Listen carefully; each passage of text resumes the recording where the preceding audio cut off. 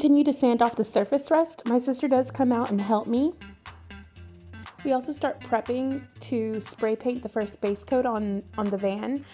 We're working in sections, so you can see that we're sectioning off the rest of the van. Throughout the video, you'll be able to see how impatient of a person I am. I no longer care about sectioning the van off correctly. It's getting on the door, it's getting on the windshield, but I want to get it over with. I take a bit of a break from spray painting and sanding off the van to try to get this last seat out. I want to point out the steering wheel. If you can see, it's just a metal steering wheel, and it got really hot during the summer because most of the work I did on this van was during the summer. I got it in June of 2019, but I didn't start working on it until the summer of 2020 during COVID. And I could tell the guy that I bought this van off of loved this van to death in his own unique way. I was able to finally get the back seat out.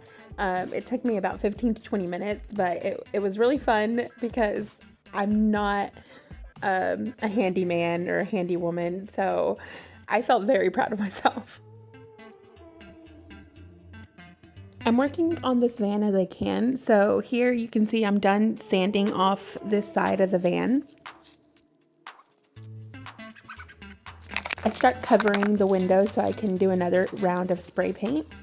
I don't actually get a video of me spray painting this side of it, but I do have a finished picture of it. Here you can see I have a ladder going up to the roof of the van, and I'm going to insert some clips as to why. As you can see, the top is also really rusted. So I start to sand off the top and wash off what I can. Please enjoy this ASMR brought to you courtesy of this failed project.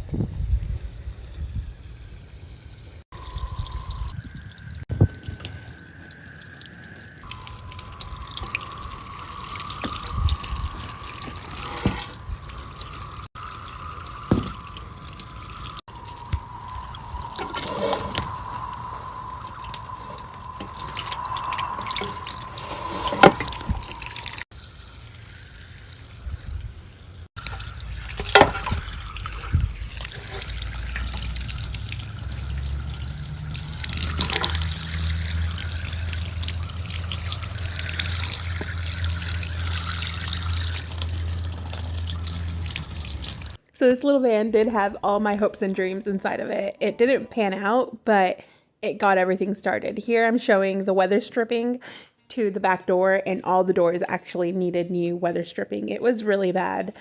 So the project was a little bit more tedious than I thought. Here I'm working to get the screws out so I can start ripping out the carpet. While I'm working on that, the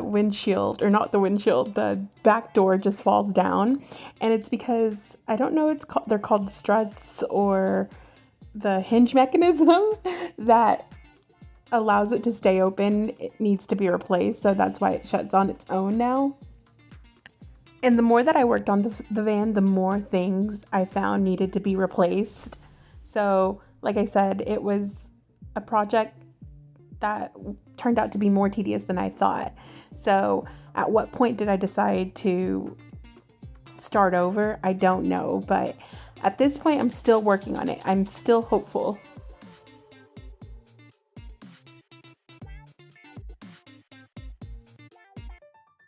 I was able to get rid of some of the bolts and screws holding the paneling in the van. So here I'm just getting out the paneling that's easy to take out. You'll be able to see that as soon as it touches the ground, it just breaks and falls apart. That's because this van is a 1994 Chevy Astro. With that being said, as much as my little heart wanted to make this van work, unfortunately it didn't. And part of that was because of it being such an older model. The safety features that I wanted were not there.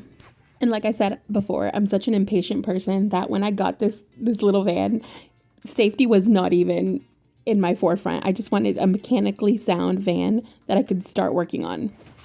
It was very bittersweet to leave this van at this point. I put so much love and effort into it. There's a big difference between when I got it and when I left it. And just the whole journey of getting it, working on it, having my brother and my sister come and help me, it meant a lot to me.